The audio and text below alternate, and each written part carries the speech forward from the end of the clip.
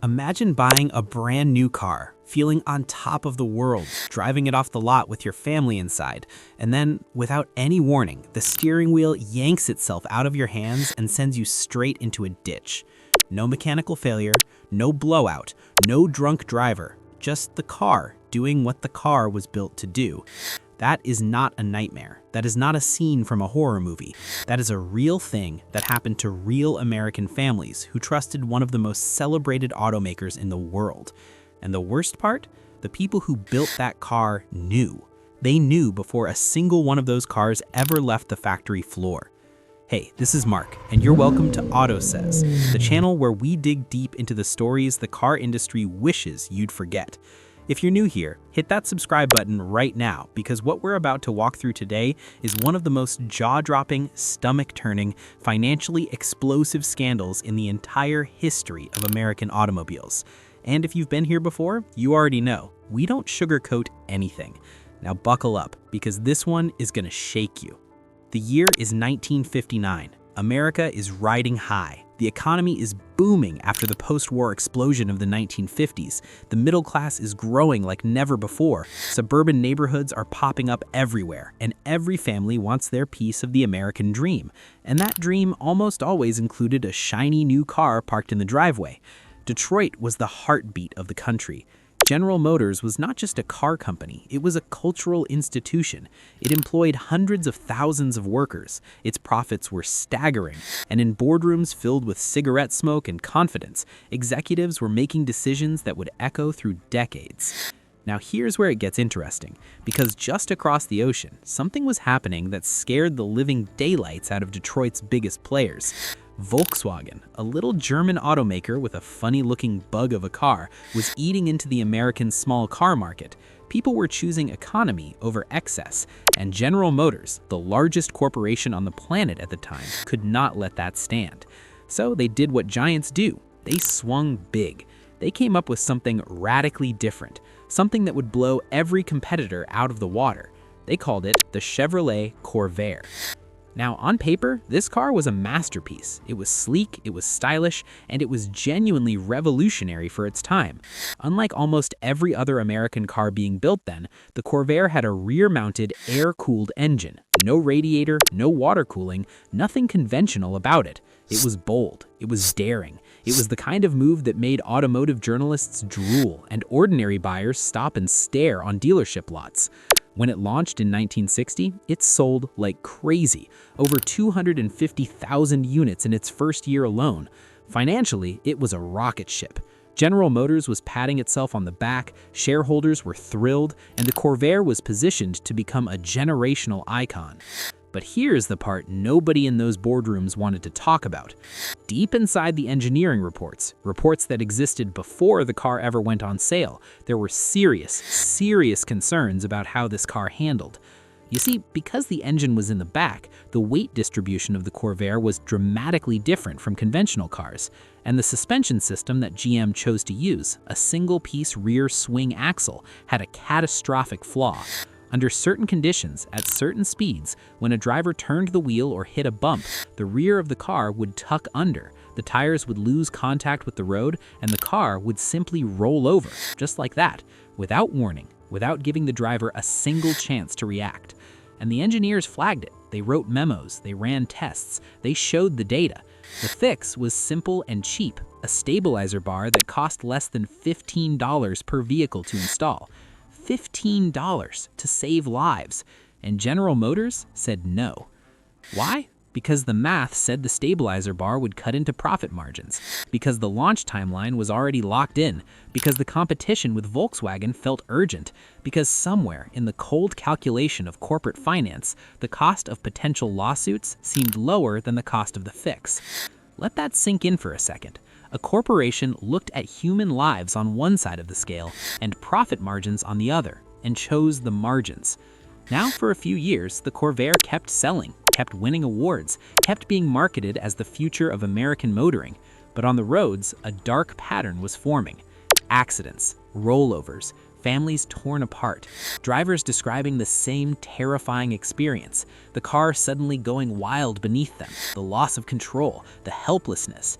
Lawsuits started piling up quietly. GM's legal team was busy, but the public didn't know, the press didn't dig, and the machine kept rolling, until one man decided he had seen enough.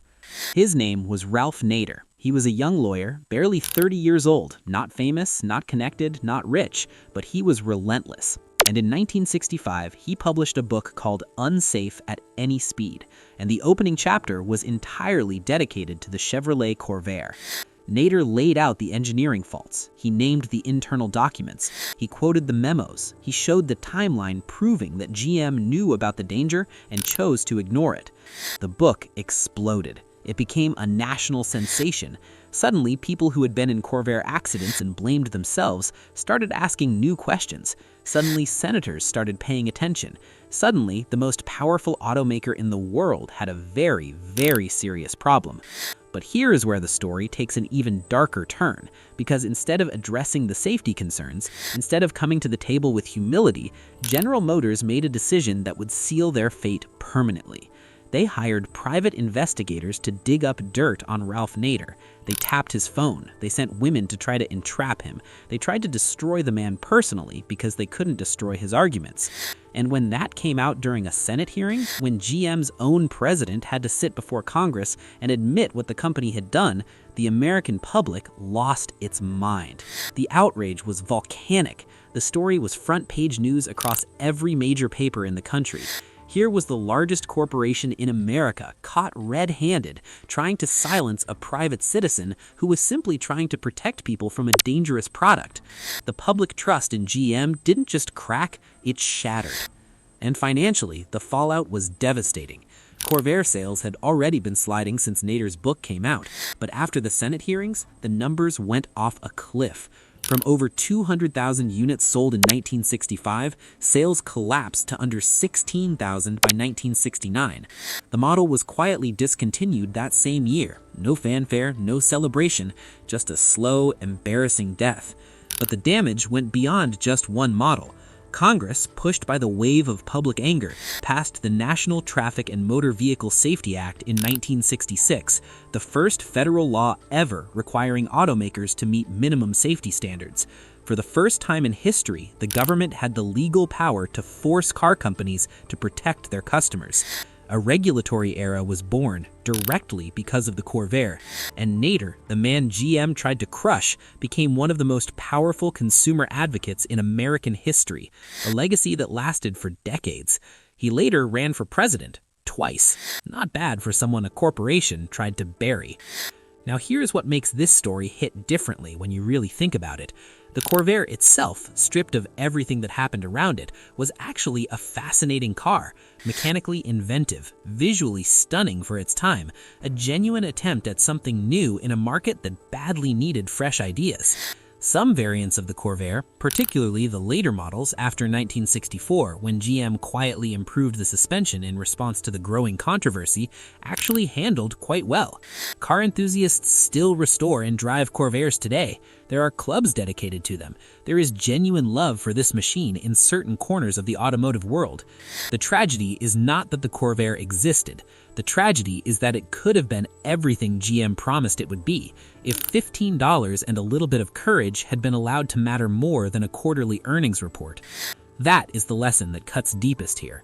Not just for car companies, but for every industry, every corporation, every decision maker who has ever stared at a spreadsheet and felt the temptation to let the numbers drown out the human cost.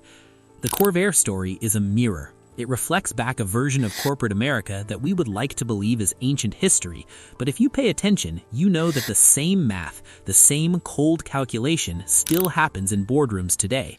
In automotive recalls that come years too late, in safety features treated as optional upgrades on cheap models, in profit-driven timelines that leave engineers' warnings buried in internal memos. The names change, the products change, but the story has a terrible habit of repeating itself. So, the next time you sit behind the wheel of your car, the next time you buckle your seatbelt, and you should always buckle your seatbelt, think about the fact that every safety standard that protects you and your family was paid for, in some way, by someone who paid the highest price of all. And then think about the people who made sure those lessons were not forgotten. the engineers who wrote the memos, the lawyers who asked the hard questions, the writers who refused to be silenced. Because sometimes the most powerful engine in any fight is the truth, and the most important vehicle is the one that carries it forward. Thank you for watching AUTOSAYS. If this story hit you the way it hit us, drop a like right now. It takes 1 second and it means the world to this channel. Subscribe if you haven't already, because we have more stories just like this one waiting for you. And share this video with someone who loves cars, because they need to hear this. We'll see you in the next one.